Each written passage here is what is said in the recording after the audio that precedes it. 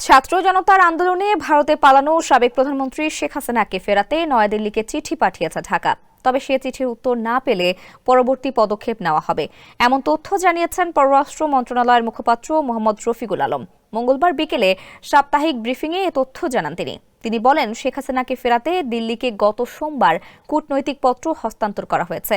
এখন পর্যন্ত আমরা সরকারি চ্যানেলে কোনো উত্তর পাইনি। ভারত সরকারের উত্তরের জন্য আমরা অপেক্ষা করছি। সেই উত্তরের পর পরবর্তী পদক্ষেপ নেওয়া হবে। তিনি বলেন, উত্তর না পেলে ভারতকে তাগাদাপত্র পাঠানো হবে।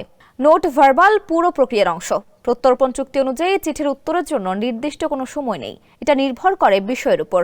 পররাষ্ট্র মন্ত্রণালয়ের মুখপাত্র বলেন, ভারতে অবস্থান করে বিভিন্ন দেশে শেখ হাসিনার ভার্চুয়াল বক্তব্য বাংলাদেশ ভালোভাবে নিচ্ছে না। ক্যামেরায় ওয়াও, স্টাইল দেখাও, Xenon X21 পারলে ঠেকাও। এই বিষয়টিও দেশটির সরকারকে জানানো হয়েছে। এ সময় রোহিঙ্গা ইস্যুতে কথা বলেন রফিকুল আলম।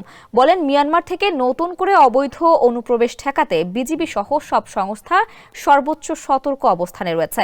বাংলাদেশে যাতে পোল্যান্ডের দূতাবাস চালু করা যায়, এজন্য দেশটির সরকারের সঙ্গে আলোচনা চলছে বলেও জানান পররাষ্ট্র মন্ত্রণালয়ের মুখপাত্র। এছাড়া জানুয়ারি মাসে যুক্তরাজ্যের বাণিজ্য প্রতিনিধি দল বাংলাদেশ সফরে আসবে বলেও জানান তিনি।